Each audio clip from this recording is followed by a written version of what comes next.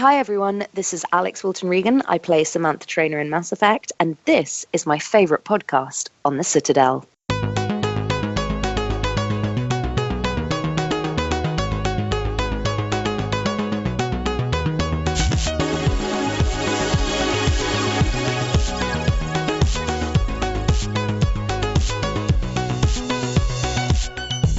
Welcome to Andromenerds, the #1 Mass Effect podcast on the internet. In the world. Or I should say galaxy. Galaxy. I totally messed this up this time. In the local cluster. My name is Minius of Minius GC, and with me are my co-hosts, Tucker from Mass Effect Follower. Hello, everyone. The one and only BioFan. What's up? How's it going? And whatnot. Later is Alix Wilton Regan. How about that? Oh, man. That would have been awesome. Yeah, and something, we'll get to that in a second. And AbilityDrain might show up in the comment section. I don't know, we're watching the BioWare Twitch stream right now. So we're going to be slightly distracted. But, yeah. He's just still staring. Paul is just still staring. Nothing has changed. We're going to drop that interview in somewhere in the middle. Holy crap, I just realized the rug that he's standing on is the same one that I had in my house. How did that rug hold up during the hurricane? Oh, no, that thing got ruined. We had to throw it out. Yeah. Okay, so I'll switch subjects to what happened with the interview. Yeah, I got a text. Let's see. That's from my dad. Hi, Daddy. Does your dad listen to the podcast? No, they don't listen to me. So I got a text at 11:17 my time. Tucker, this is BioFan. Poke, poke, poke. And then the picture of the thing that Alex sent us. And would you be able to do it at 1 p.m.? Or, 1 p.m. my time. I said, yeah. And then, I think around 12:50 came around. And there's a Skype message where Minius said, I'll be ready in 2 to 5 minutes. So I was like, okay, this call is going to get ready. I got set up. I was sitting here at 1 o'clock, sitting here for about an hour. And not a single call came up. But you didn't message us to say you were there. So I we thought were it like, was going to be a normal call. I was just sitting there like, all right. Yeah, it was on a and then special I think what happened was Alex channel. called me. And so then I was like, oh, whoa, okay. And then I was like, and then Minius was like, I'm here. I messaged Minius because he was like, I'm getting ready. I'll be ready in like 5. I was like, are you ready? And then he came on, and then we never heard anything from you. So I think it was just bad communication by both parties. So I think we all fucked up. I was just sitting here. My girlfriend came in saying, hey, I'm getting food. Do you want any? I'm like, no, they're probably going to call soon. I was sitting here waiting. I'm hungry. So you're You should have hungry? messaged us. I didn't know what was going on. So we have a new segment that so I come up with these new segment ideas, and then I do not tell anyone else what I want it to go like, and do not get any guidelines. So we put out a Twitter poll. I wanted to know which species people were like overly crazy about, and I believe the question was like, which of these 3 species were the awesomest? Yeah. Which I don't feel like covered my question, but then again, like I thought I didn't. I mean, did it not cover your question? So here's the thing. I would have say like the race, they're not the craziest people that are not the craziest about would not be the awesomest, or like what? Yeah, pretty much. I answered Turians in the poll, but I would have picked Quarians if the question was who are Mass Effect fans, like which fans are the craziest? Quarian fans, they're craziest. Well, did you want it to be like right now? Because right now people like know there's Turians, so they're crazy about the Quarians. I don't know. I think in the future we'll make this work better. But like, if you want like overall, which race are they most excited about in general? Like, what's their favorite race out of the 3? Then like, the one issue we got to be really careful about the wording of our questions here, because everyone's like, hey, my race isn't on there, and I was like, yeah, it's not. Yeah, it was like yeah. I should have probably put something like out of these 3 races or something. But. Yeah, but anyway, in the future question. So here's the question I want next week, and this is very simple. Mm-hmm. Who would win in a fight, a Volus or a Hanar? Oh, okay. You guys did the poll with the Quarians and the Turians? Yeah, I have the results. Do you want me to read them? Did you throw in the Elcor? Yeah, put the in the Elcor. The Elcor, by the way, I think that's part of what confused the whole thing. Yeah. So, yeah, like people were like, huh? And it didn't match up. So, I confused Do you want me people. to read the results to you? I have yeah, them right in read front the of me. results. Okay, so on the poll that we did on the Andromenerds Twitter, the Turians got 59%, the Quarians got 30%, and the Elcor got 11% out of 371 votes. Yeah, I think then- that may not have. And then on my tweet, out of 154 votes, we got Turians at 55%, Quarians at 32%, and the Elcor at 13%. Oh, you did separate polls, huh? Yeah, I was like, Okay. In the future, let's do one poll just one on poll on the Andromenerds thing, Okay. and then we'll all retweet it directly. Okay. So this week's question is, who would win in a fight, a Volus or a Hanar? I'm going to say throw Elcor in there, too. No Damn it. more Elcor. But that's a good question. So who wins in a fight, Volus or Elcor? Don't you mean Hanar? I do mean Hanar. Shit. I'm gonna go ahead. I'm a big fan of the Volus, but I think the Hanar would strangle that thing. Yeah. Well, I mean, the Like- Hanar aren't violent, are they? Not that we've seen. Yeah, I mean, like it also we didn't specify whether or not this fight takes place underwater, which would be a clear victory for a Hanar. Or What if it's like an eating competition? Wow, do Hanar have mouths? Oh, if they're like jellyfish, They then eat, yeah, they like- got one kind of where their Is it rectum like would supposedly be. underneath they're Oh, like it's drinking again. What? yeah, this is a terrible idea. Anyway, check out this Fantastic interview. idea. We brought on Alix Wilton Regan, who voices Samantha Trainer. In Mass Effect 3. Woo! Hey everyone, BioFan and Minius here with the voice of Samantha Trainer in Mass Effect 3, Alix Wilton Regan. Hi everyone, it's Alix Wilton Regan. Let's go ahead and move into the questions. What was your favorite part of voicing Samantha Trainer in Mass Effect 3? So I think my favourite part was I loved that she was a Londoner, like a properly opinionated, very clever Londoner, because obviously I'm a Londoner, and equally as clever, I hasten to add, and competent and as capable of her as her, surely not. No, I love that she was a Londoner. I thought she was really cool, she's really clever. And also I love that she was a lesbian, actually, and I thought that was a really bold choice from BioWare to have her be only available, romantically speaking, for the female ship. I thought that was really cool. You know, I liked that as a sort of as a statement on behalf of such a big, powerful company like BioWare, and I felt very privileged that I was able to play that for them, basically. But in terms of her personality, I think her cool, calm, collected Londonness with this kind of lovely emotional streak underneath was, yeah, she's wicked. She's really wicked. Cool. What do you do to prepare for a role like that? Well, obviously you don't really prepare for being a lesbian. Well, that's not exactly what I meant, but yeah, that's. I know it wasn't. It'd be I great wasn't if there was a thinking guide for that, personally speaking. So here is the guide for LGBTQ plus characters. No, but I think it is a really good question. I'll tell you why. Because the point about her being gay is obviously it's innate to her character, but it doesn't change her personality. Does that make sense? Yeah. So Yes, she's yes. cool, calm, she's collected, she's really intelligent, she's really bright. She just happens to like women. Yeah, like it's not her defining characteristic. She's a person first. Exactly. And that's exactly, she's a person first. And then I just think it was this kind of bold choice on the producers and the writers' behalf to have her be romantically involved with FemShep.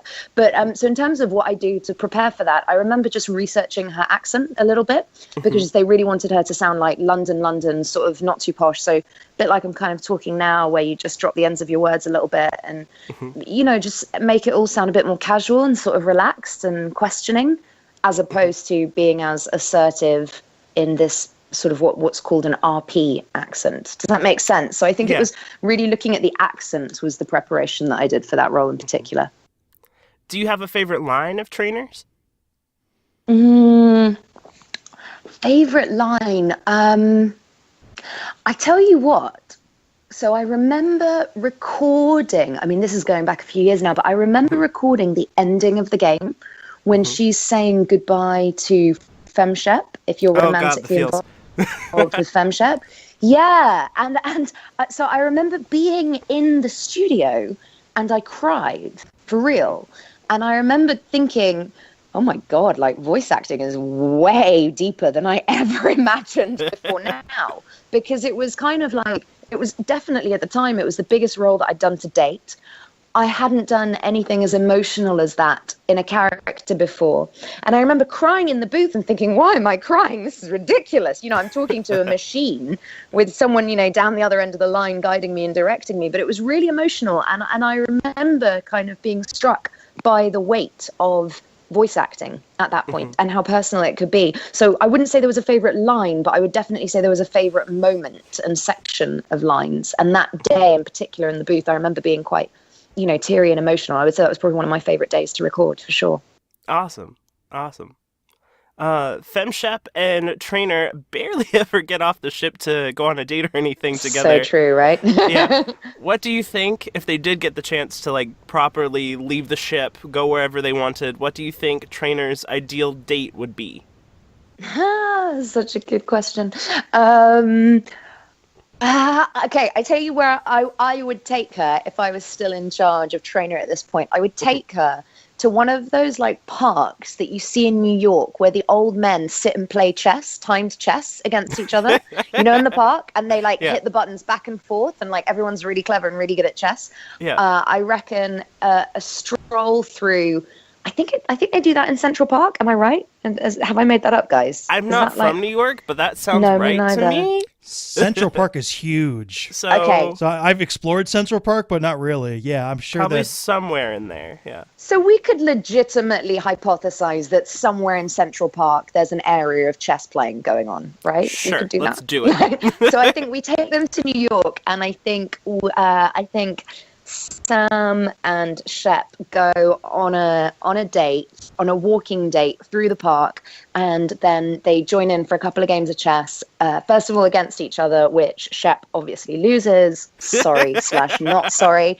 And then Sam is like deemed chess champion of Central Park for the day, having like battled her way through numerous savants who she just takes down with the flick of a finger. I think they do that, and then it just like really clever stuff, basically stuff that I'm incapable of. Yeah, I think a chess date, don't you guys? I feel like that's quite a good date for them. Yeah, I think that'd be cute. Here's an off-the-wall question related to that, though. Are the chess pieces actual chess pieces, or are they the digital Mass Effect chess pieces? No, I think they have to be real. I think they have to be old school. I think she wants to take it back to the old school, you know, get in touch. That would be with a nice touch. That would be a nice touch. What do you do outside of voice acting? Outside of voice acting, well, obviously I'm an actress, first and foremost, which is how I got into voice acting, insofar as that's kind of what I'm an actress. That's what I started doing. And then I got very lucky that I got cast in all these voice acting jobs. And now I do both of them sort of equally, I would say, in terms of straight acting and then voice acting.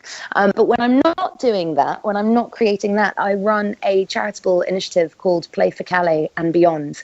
It was founded in December 2015 to sort of help out with the refugee crisis that is very much on our doorstep here in Europe. And it's designed to take safe play, sports and pop-up cinema to refugees who were living in the Calais refugee camp, which was called the Jungle at the time. So that's why I founded it and called it Play for Calais. Obviously, the Jungle's been dismantled now.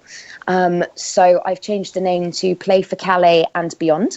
And in fact, in 2 days from now, I will be hosting the Christmas party for 50 newly arrived refugee children living in the West Midlands area. Oh. So it's all about kind of being a light in the dark for people and offering a humanitarian response to this humanitarian crisis. So we're not political. We just go out there and we just do good things and make people feel good about themselves through like sport, art, play, obviously computer games, very popular with the teenage boys. And it's great because they have no idea who I am at all. And on top of that, most of my games are pretty unsuitable for them because they're all like about 11 to 14. So I can't give them a sort of 18 graded game.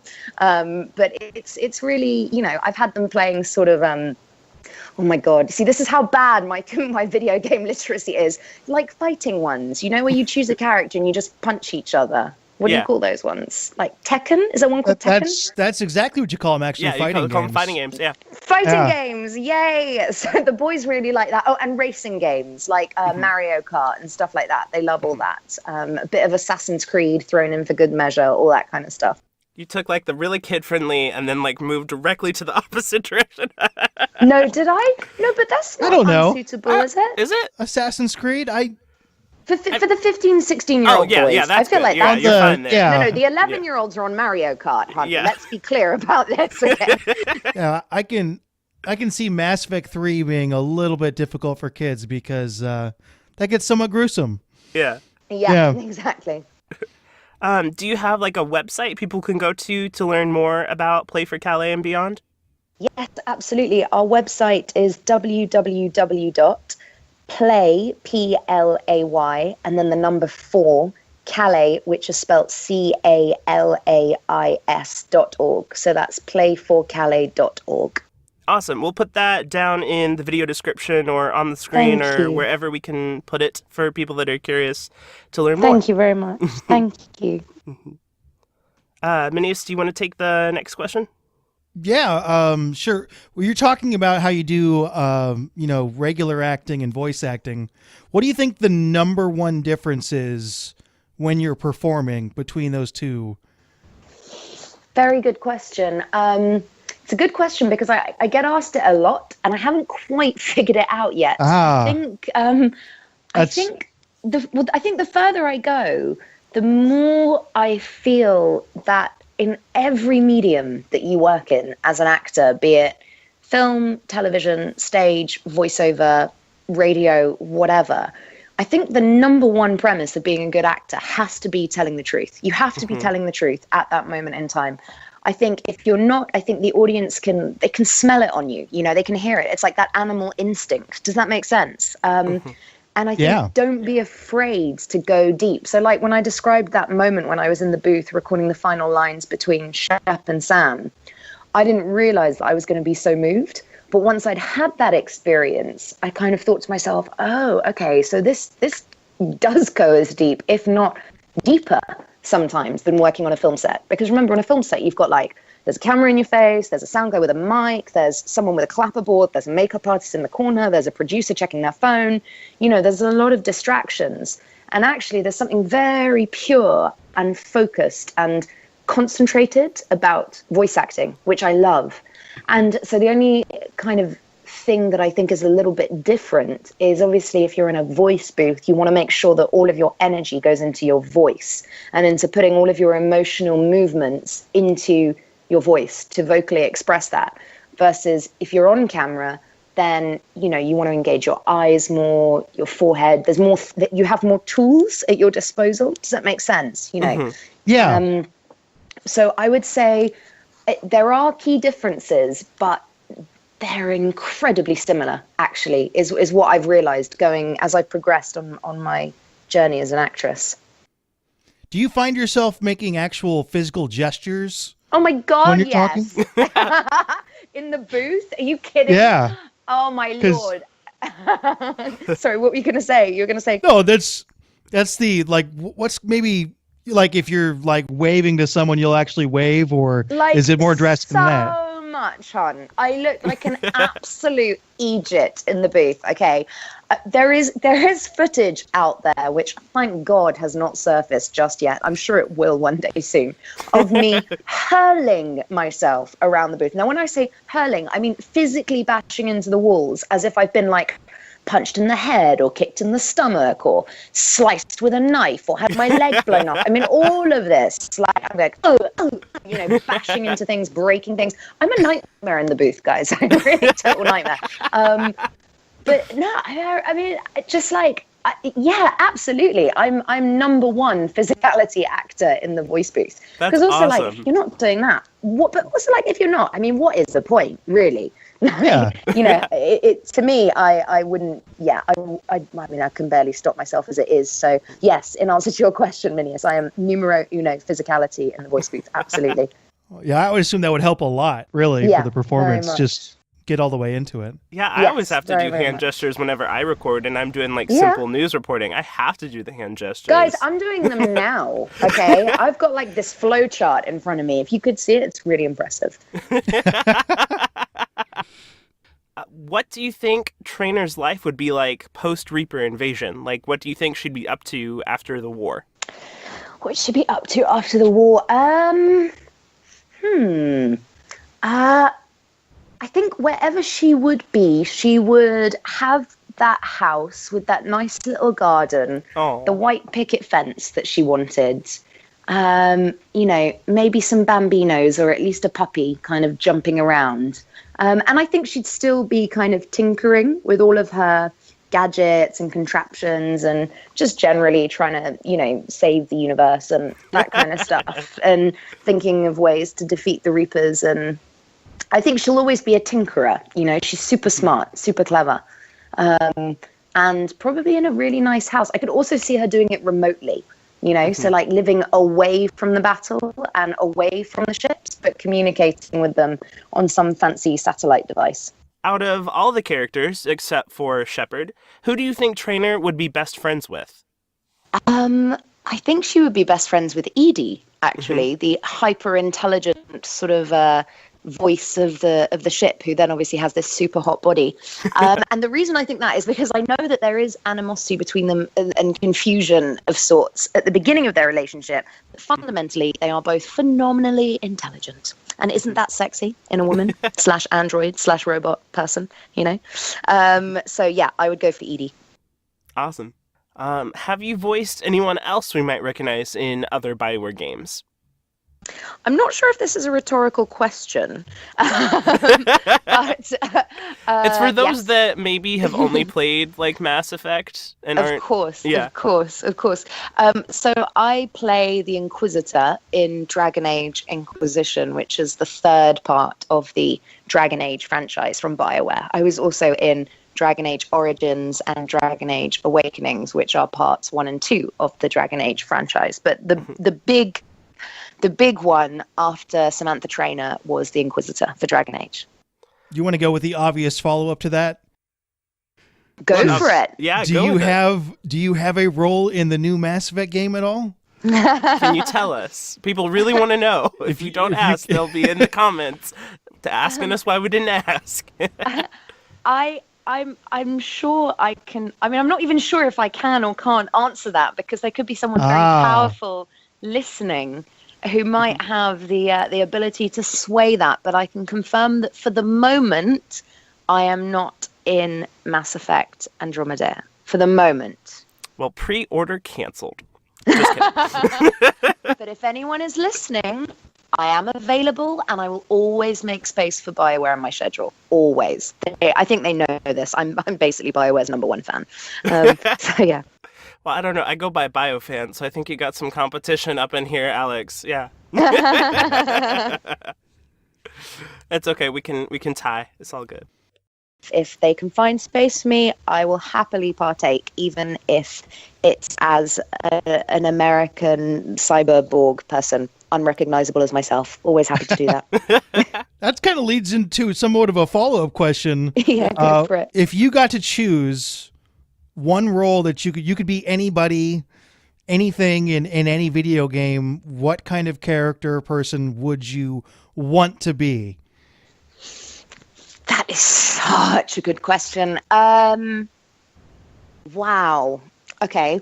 I would love to lead a sort of 3-part franchise, the way that Jennifer got to do with FemShep in the Mass Effects 1, 2, and 3. I'd love to do that, to have that kind of massive arc that just goes on, and you keep discovering more and more stuff.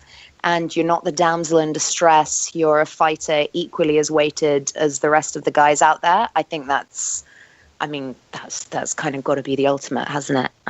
Yeah, that's the dream, is to get like a sort of 3 in a row, a 3-parter, something like that, with the intelligence and the insight and the integrity behind it of a company such as BioWare. And I'm not just saying that to be nice because I've worked for them in the past. I'm saying that because actually I think if you're going to do a big character like, for example, FemShep or any of these big characters out there that go on for several games, or even if you just lead one game like I had the privilege of doing with Dragon Age, it's so important that you're working for a company that is not basically just a group of assholes. You know, you really want to like the people that you're working for that long. So yeah.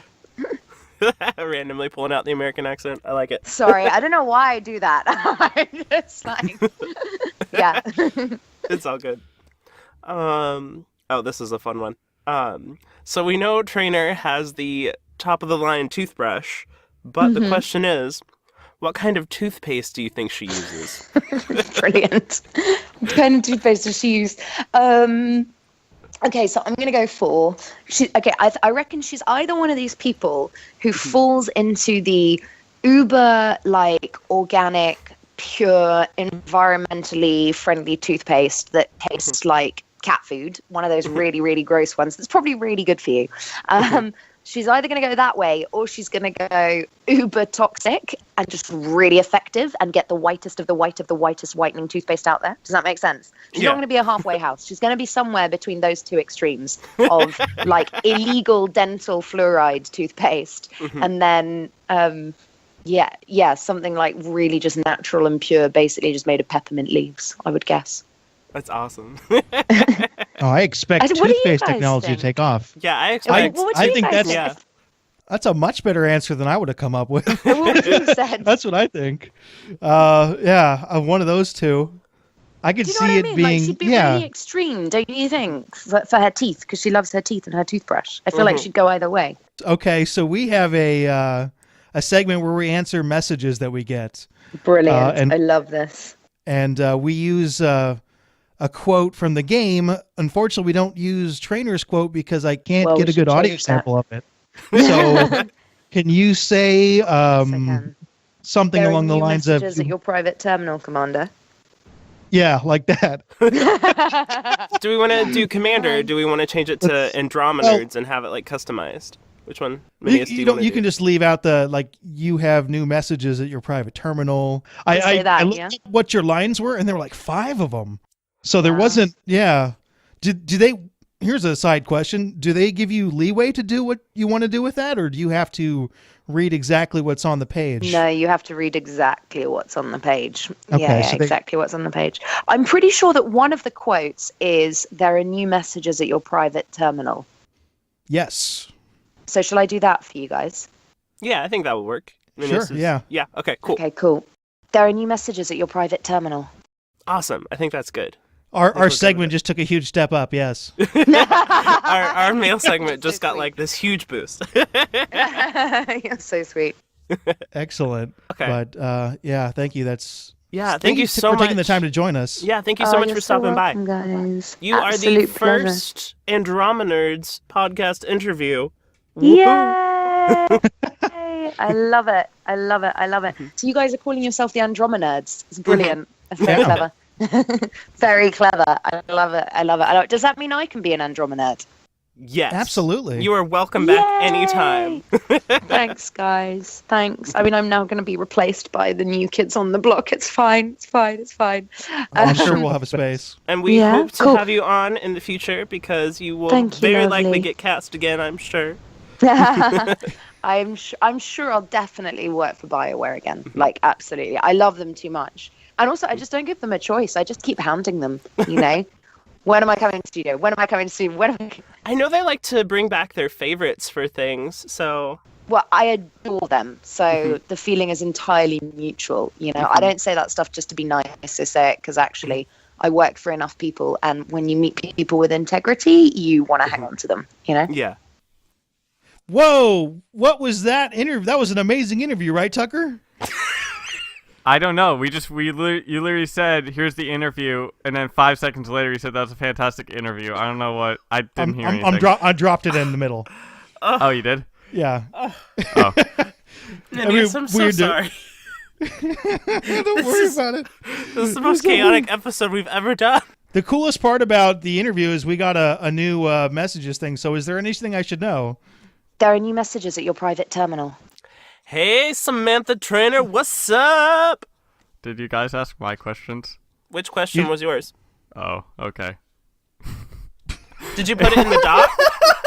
We asked everything in the doc. It was, what do you think about Kelly Chambers? No, That wasn't we in didn't the get to that doc. one. You didn't ask that? What? It wasn't in the doc. It wasn't in the doc. Where was the doc? Well, she sort of kind of voiced her thoughts on Kelly in a way. So in a way, yes. The answer is no. The answer is she thinks she's better than Kelly. Okay, thank you. That's what I was hoping. Okay. I wanted her to be like, oh yeah, like, you know, like, she's good and everything, but step away from my shepherd. Minius, though, like, okay, Who would whole win in a thing- fight, Kelly Chambers or Samantha Trainer? Oh, I'd totally vote Samantha Trainer. She would bring in the toothbrush and things would get Yeah. cracked. Oh, that would be brutal.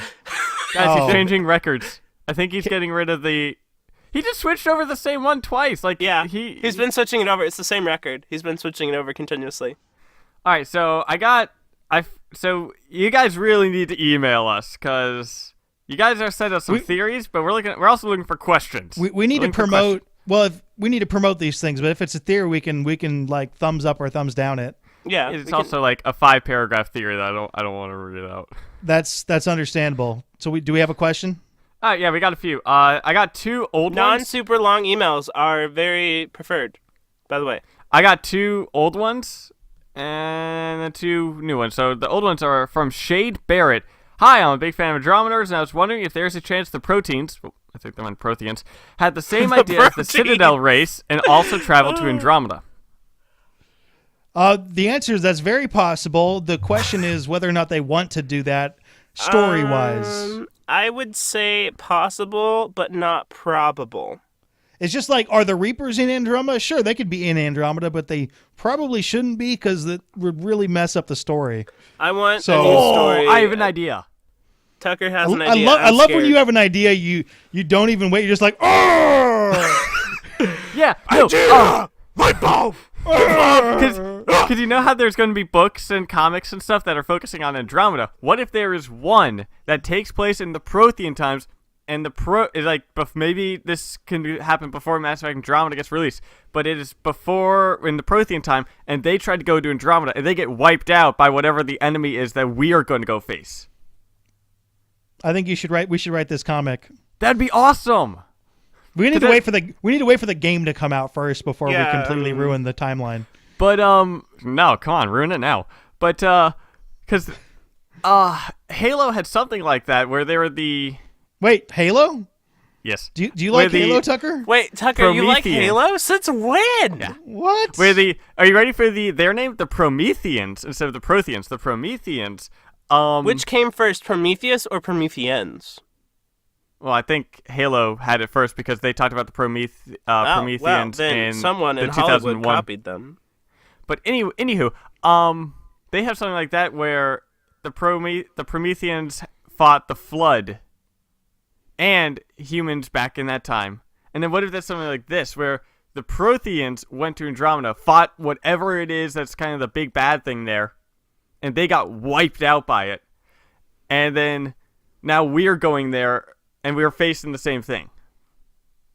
That'd be awesome. Could be, yeah. By the way, Prometheus, actually a Greek Titan, so might be in Mass Effect Andromeda. Bum, bum, bum. Yeah, Whoa. BioWare really likes their references with that stuff. Well, they're not alone. Yeah, no, they're not. Yeah.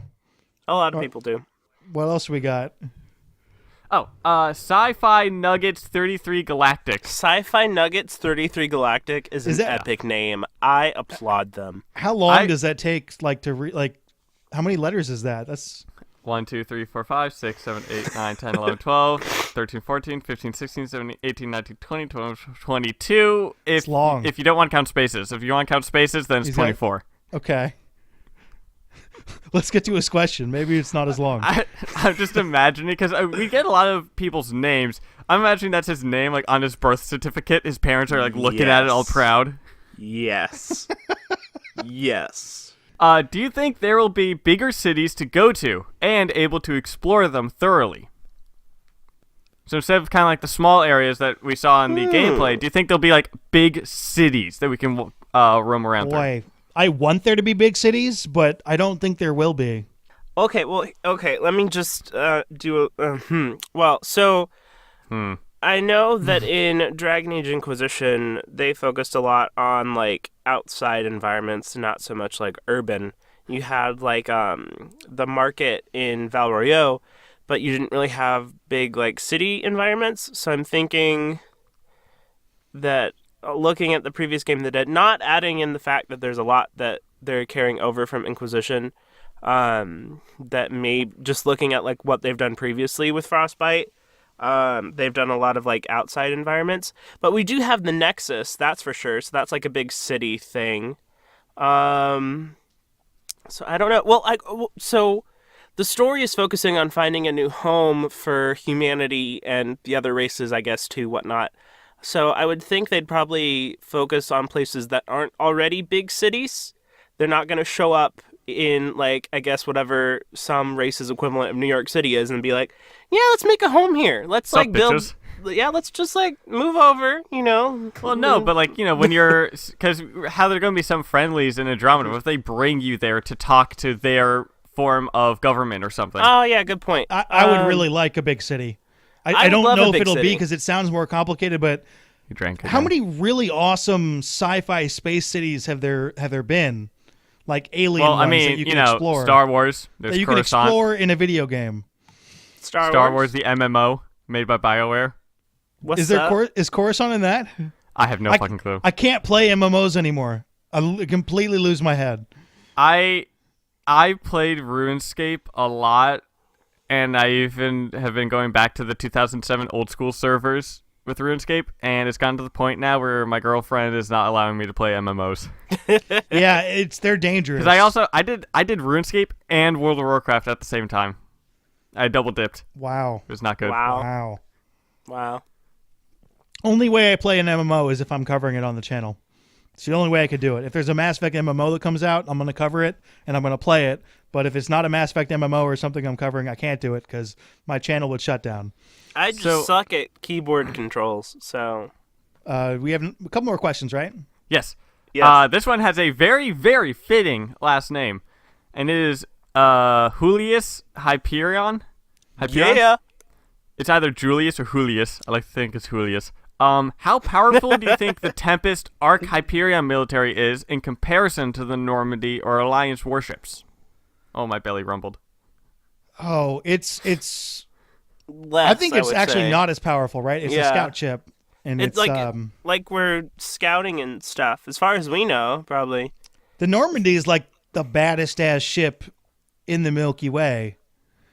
The Tempest is just a really badass scouting ship. And there's more than one of those too. Yeah.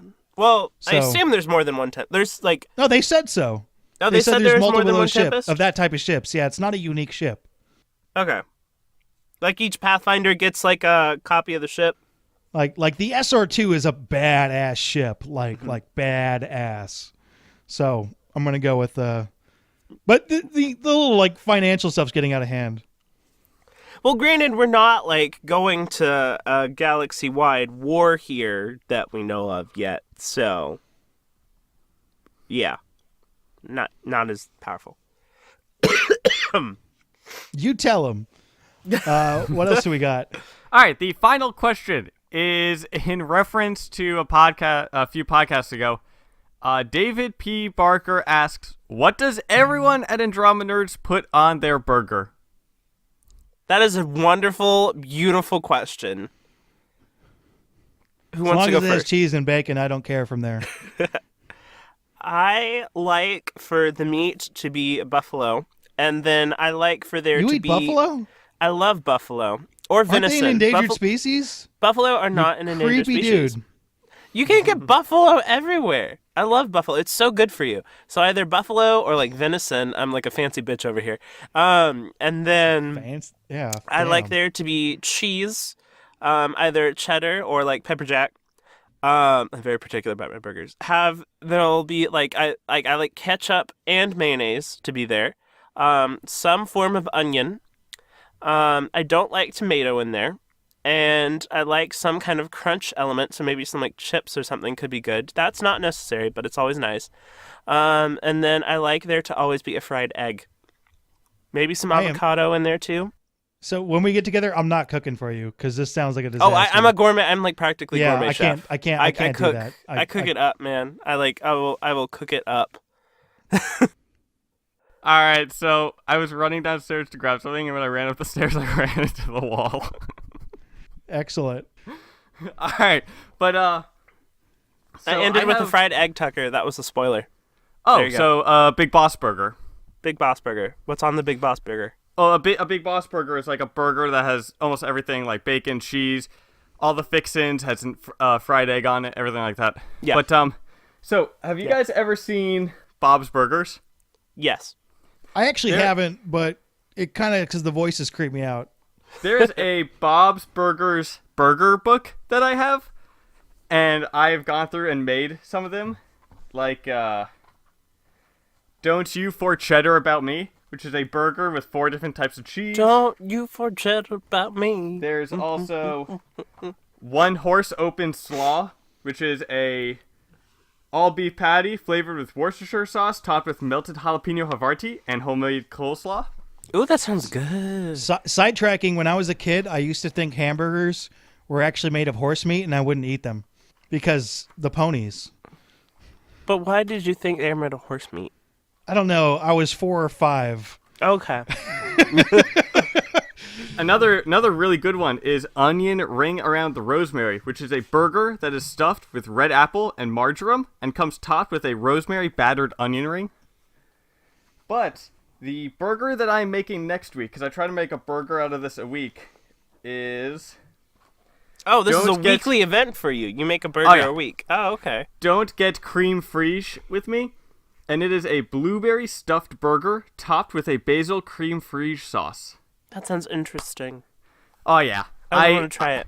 I get fancy with my burgers. I want to try it. Mm-hmm. Would you eat an elk burger if you wanted to keep up with BioFan? Oh, yeah. How about a turtle burger?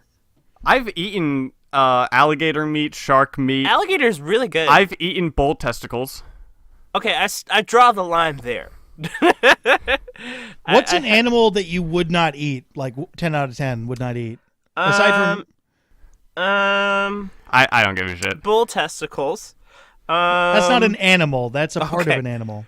I mean, I wouldn't eat pufferfish because it's poisonous. Cat, maybe? Cat and dog. I wouldn't eat cat or dog. Yeah, those are the easy ones. What like a wild animal? Okay.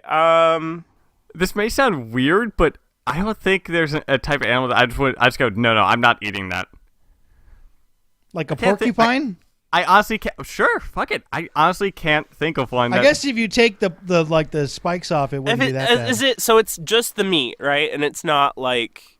Well, I mean, like, are you getting the meat? Or are you going to be like would you sauteing eat a varan? it? Or are you? What? Would you eat a varan? Sure. Yeah, sure. Aren't they delicious? They They're all supposed to eat be good, right? varan, yeah. My idea is like, fuck it. Why not give it a try? Yeah, I mean, like we are horrifying all the vegetarians and vegans. By the way, the vegetarians and vegans are just gonna uproar in the comments. If you like this podcast, don't forget to give us a like and subscribe to everyone's channel. Thank you all for watching. Every We have time lots of you channels. like and share this video, a new baby Krogan is born on Tuchanka. which is Does it tough survive? because the genophage is going on right now. So you should hit the Yeah. like button. Bring a want them to new go baby extinct? Krogan into this world. You're We a have to beg monster. for likes now. Just go with it. That's all the nerdiness we've got for today. If you have any questions for us, Mass Effect related or otherwise, feel free to email us at andromenerds@gmail.com, and your questions may be featured in an upcoming episode. Please do send us questions. Special thanks to Alix Wilton Regan for joining us. That was very, very cool. Along with our co-host, be sure to follow Andromenerds on Twitter. If you like this podcast and would like to see some more awesome videos, be sure to check out and subscribe to our respective channels.